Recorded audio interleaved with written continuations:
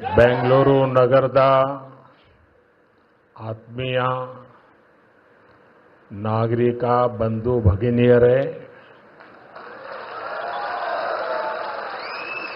ನಿಮಗೆಲ್ಲ ನನ್ನ ನಮಸ್ಕಾರಗಳು.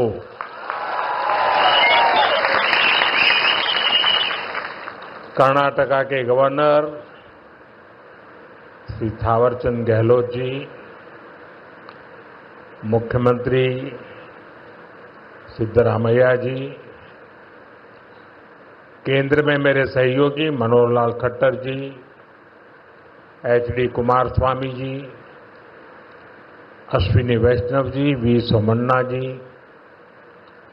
सुश्री शोभा जी, उप मुख्यमंत्री डीके शिवकुमार जी, कर्नाटका सरकार में मंत्री वी सुरेश जी, नेता विपक्ष आर अशोक जी, सांसद तेजस्वी सूर्या जी, डॉक्टर मंजुनाथ जी, एमएलए विजयेंद्र येडियुरप्पा जी और कर्नाटका के मेरे भाई और बहनों, कर्नाटका की धरती पर कदम रखते ही अपनापन सा महसूस होता है. यहाँ की संस्कृति, यहाँ के लोगों का प्यार और कन्नड़ा भाषा की मिठास दिल को छू जाती है. सबसे पहले मैं बेंगलुरु शहर की अधिष्ठात्री देवी अन्नम्मा ताई के चरणों में प्रणाम करता हूं. सदियों पहले नाड़ प्रभु केम्पेगौड़ा जी ने बेंगलुरु शहर की नींव रखी थी. उन्होंने एक ऐसे शहर की संकल्पना की थी जो अपनी परंपराओं से भी जुड़ा हो और साथ ही प्रगति की नई ऊंचाइयों को भी छुए. बेंगलुरु ने अपनी उस स्पिरिट को हमेशा जिया, हमेशा उसे सहज कर रखा और आज बेंगलुरु उस सपने को साकार कर रहा है. साथियों, बेंगलुरु को हम एक ऐसे शहर के रूप में उभरता देख रहे हैं जो न्यू इंडिया के राइज का सिंबल बन चुका है. एक ऐसा शहर जिसकी आत्मा में तत्वज्ञान है और जिसके एक्शन में टेक ज्ञान है. एक ऐसा शहर जिसने ग्लोबल आईटी मैप पर भारत का परचम लहराया है.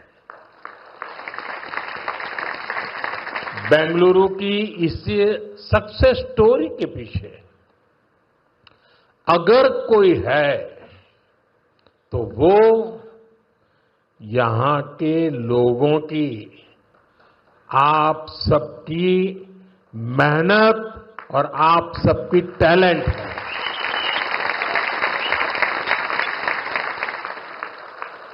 फ्रेंड्स, 21वीं सदी में अर्बन प्लानिंग और अर्बन इंफ्रास्ट्रक्चर हमारे शहरों की बहुत बड़ी आवश्यकता है. बेंगलुरु जैसे शहरों को हमें भविष्य के लिए भी तैयार करना है. बीते समय में बेंगलुरु के लिए भारत सरकार की तरफ से हजारों करोड़ रुपए की योजनाएं शुरू की गई हैं. आज इस अभियान को नई गति मिल रही है. आज बेंगलुरु मेट्रो येलो लाइन का शुभारंभ हुआ है. मेट्रो फेज 3 की आधारशिला भी रखी गई है। साथ ही देश के अलग अलग हिस्सों के लिए 3 नई वंदे भारत ट्रेनों को हरी झंडी भी दिखाई गई है। बेंगलुरु से बेलगावी के बीच वंदे भारत की सेवा शुरू हुई है। इससे बेलगावी के व्यापार और टूरिज्म को बढ़ावा मिलेगा। इसके अलावा नागपुर से पुणे और श्री माता वैष्णो देवी कटरा से अमृतसर के बीच भी वंदे भारत एक्सप्रेस शुरू हुई है। इससे लाखों श्रद्धालुओं को लाभ होगा, पर्यटन को बढ़ावा मिलेगा। मैं इन सभी प्रोजेक्ट्स के लिए वंदे भारत ट्रेनों के लिए बेंगलुरु, कर्नाटका और देश के लोगों को बहुत बहुत बधाई देता हूं। साथियों, आज ऑपरेशन सिंदूर के बाद मैं पहली बार बेंगलुरु आया हूं।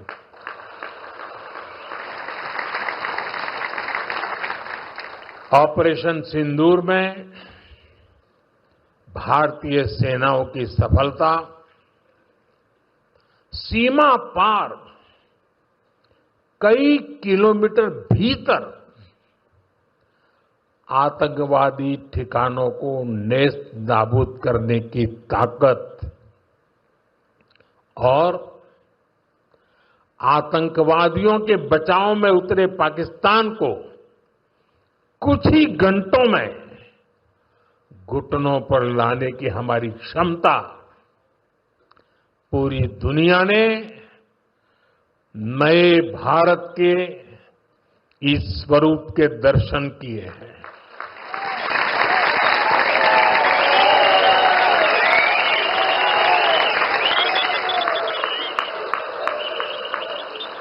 ऑपरेशन सिंदूर की सफलता के पीछे बहुत बड़ी वजह हमारी टेक्नोलॉजी और डिफेंस में मेक इन इंडिया की ताकत है।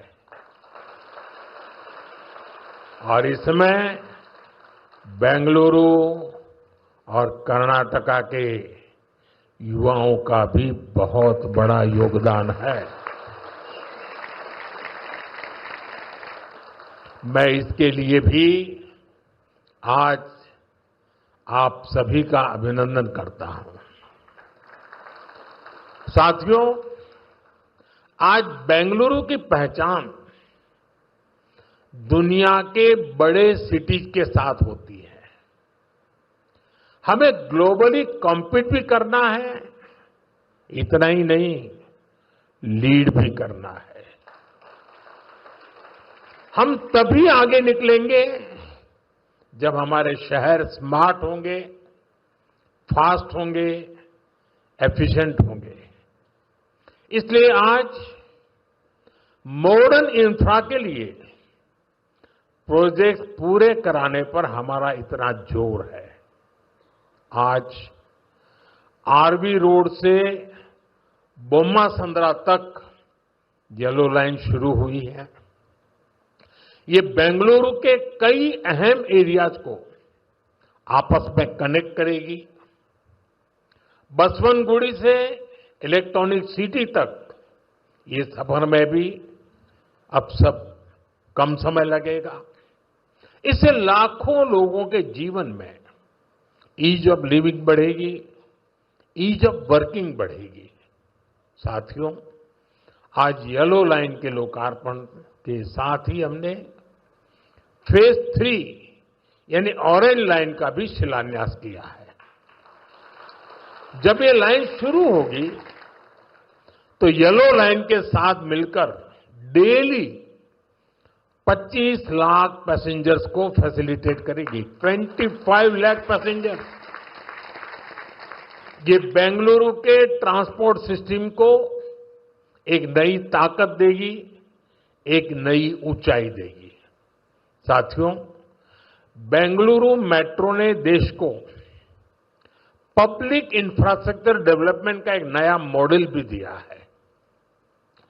बेंगलुरु मेट्रो कई अहम स्टेशनों के लिए इन्फोसिस फाउंडेशन, बायोकॉन और डेल्टा इलेक्ट्रॉनिक जैसी कंपनियों ने पार्ट फंडिंग की है।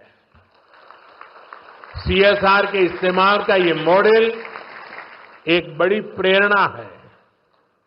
मैं इस अभिनव प्रयास के लिए कॉरपोरेट सेक्टर को बहुत बहुत बधाई देता हूं।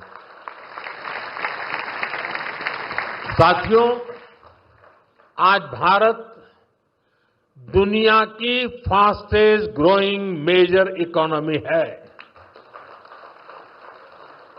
पिछले 11 इयर्स में हमारी इकोनॉमी 10वें नंबर से टॉप 5 में पहुंच गई। हम बहुत तेजी से टॉप 3 इकोनॉमी बनने की ओर आगे बढ़ रहे हैं। ये स्पीड हमें कैसे मिली है? ये स्पीड हमें रिफॉर्म, परफॉर्म, ट्रांसफॉर्म की स्पिरिट से मिली है। ये स्पीड हमें साफ नीयत और ईमानदार प्रयासों से मिली है। आप याद करिए, 2014 में मेट्रो सिर्फ 5 शहरों तक सीमित थी, 5 सिटीज।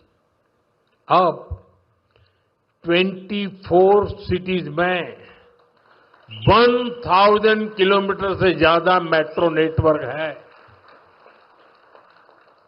भारत अब दुनिया का तीसरा सबसे बड़ा मेट्रो नेटवर्क वाला देश बन गया है।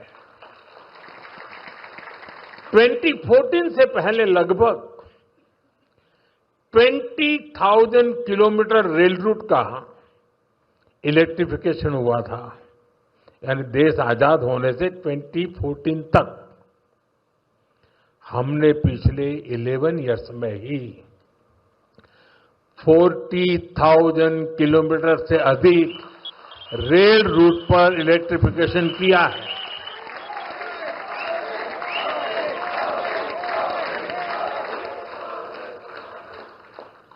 साथियों, जल, थल, नभ कुछ भी अछूता नहीं रखा है। फ्रेंड, जमीन ही नहीं, देश की उपलब्धियों का परचम आसमान में भी लहरा रहा है।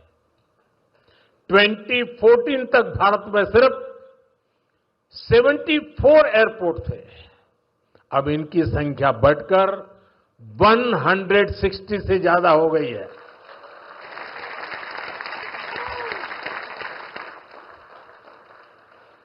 नभ की सिद्धि, थल की सिद्धि और जल की भी वाटरवेज का आंकड़ा भी उतना ही शानदार है।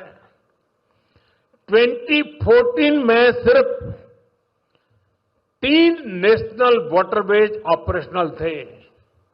अब यह संख्या बढ़कर 30 हो चुकी है।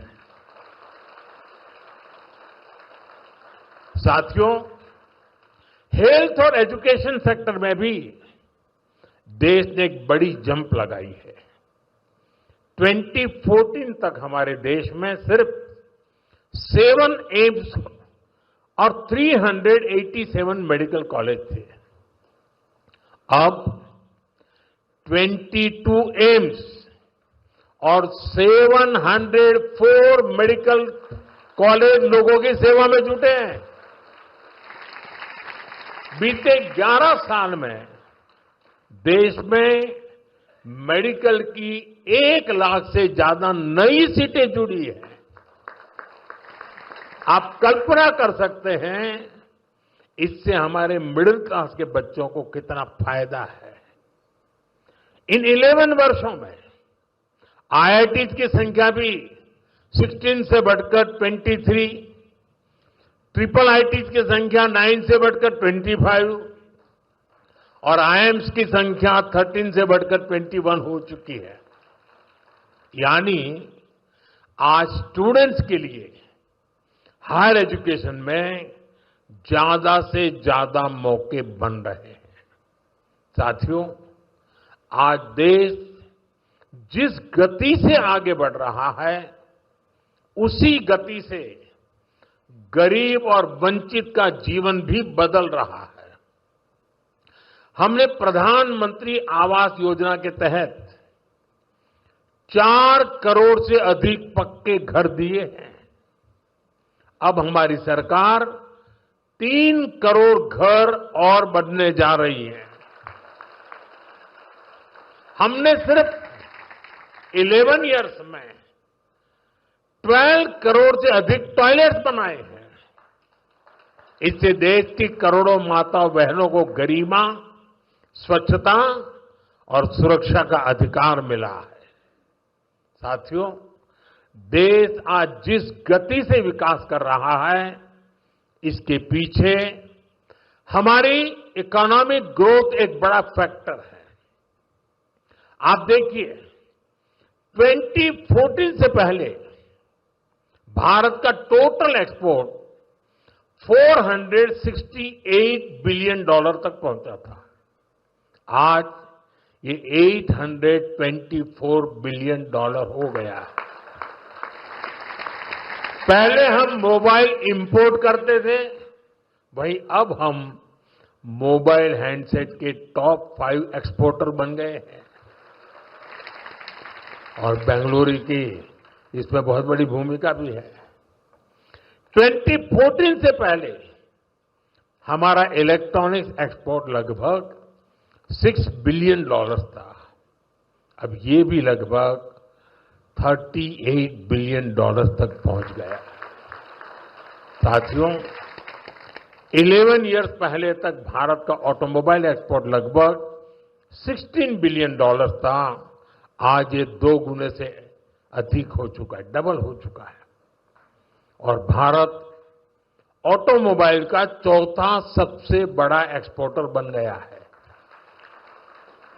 ये उपलब्धियां आत्मनिर्भर भारत के हमारे संकल्प को मजबूती देती है।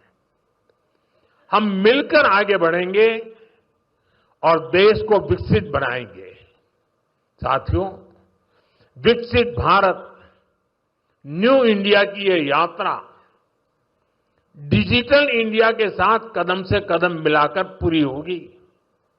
आज हम देख रहे हैं, इंडिया एआई मिशन जैसी योजनाओं से भारत ग्लोबल एआई लीडरशिप की दिशा में आगे बढ़ रहा है। सेमीकंडक्टर मिशन भी अब स्पीड पकड़ रहा है। भारत को जल्द ही मेड इन इंडिया चिप मिलने जा रही है। आज Bharat low cost, high tech space mission का ग्लोबल उदाहरण बन गया है। यानी फ्यूचरिस्टिक टेक्नोलॉजी से जुड़ी जो भी संभावनाएं हैं, भारत उन सब में आगे बढ़ रहा है। और भारत के इस एडवांसमेंट की सबसे खास बात है एम्पावरमेंट ऑफ पुअर। आप देखिए, आज देश में डिजिटाइजेशन का दायरा गांव-गांव तक पहुंच चुका है। यूपीआई के जरिए दुनिया का 50% से ज्यादा रियल टाइम ट्रांजैक्शन भारत में हो रहा है। दुनिया का 50%। टेक्नोलॉजी की मदद से हम सरकार और नागरिकों के बीच की दूरी कम कर रहे हैं। आज देश में 2200 से ज्यादा सरकारी सेवाएं मोबाइल पर उपलब्ध है। उमंग ऐप से आम नागरिक घर बैठे सरकारी काम निपटा रहा है। डिजी लॉकर से सरकारी प्रमाण पत्रों का झंझट खत्म हुआ है। अब हम एआई पावर्ड थ्रेट डिटेक्शन जैसी टेक्नोलॉजीज में भी निवेश कर रहे हैं। हमारा प्रयास है कि देश में डिजिटल रिवॉल्यूशन का फायदा समाज के आखिरी व्यक्ति तक पहुंचे। और इस प्रयास में बेंगलुरु पूरी सक्रियता से काम कर रहा है। साथियों, वर्तमान उपलब्धियों के बीच अब हमारी अगली बड़ी प्राथमिकता होनी चाहिए टेक आत्मनिर्भर भारत। इंडियन टेक कंपनियों ने पूरी दुनिया में अपनी छाप छोड़ी है। हमने पूरे वर्ल्ड के लिए सॉफ्टवेयर और प्रोडक्ट्स बनाए हैं। अब समय है हम भारत की जरूरतों को और ज्यादा प्रायोरिटी दें। हमें नए प्रोडक्ट्स डेवलप करने में और तेजी से आगे बढ़ना है। आज हर डोमेन में सॉफ्टवेयर और ऐप्स का इस्तेमाल हो रहा है।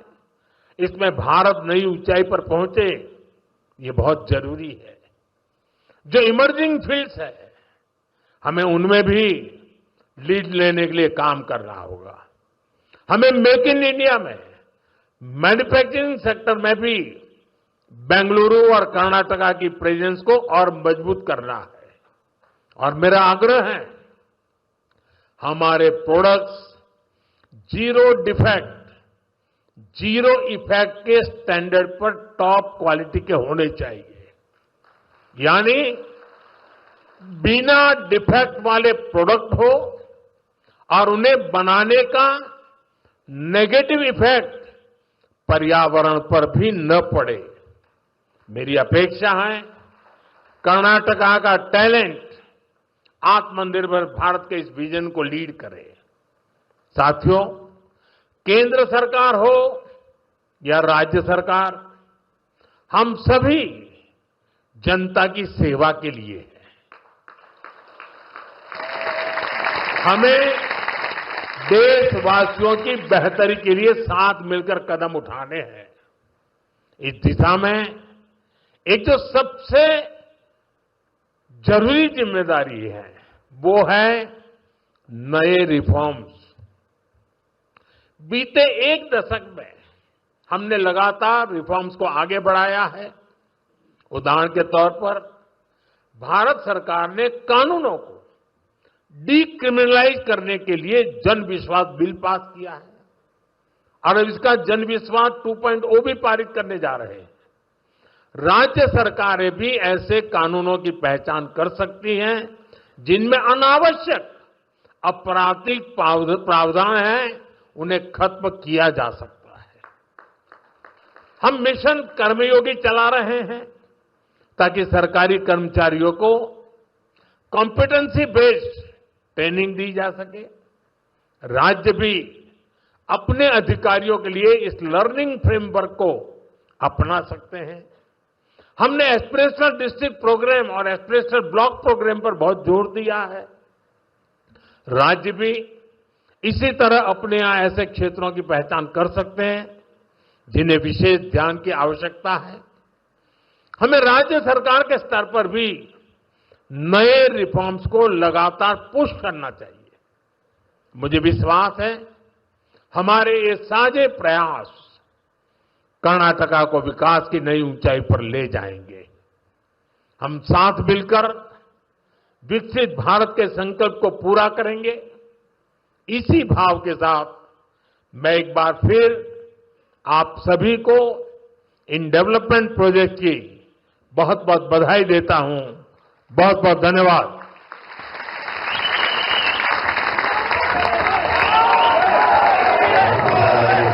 Narendra Modi ji has called upon the entire citizens of Karnataka to be a part of India's growth story. Let's give a huge round of applause.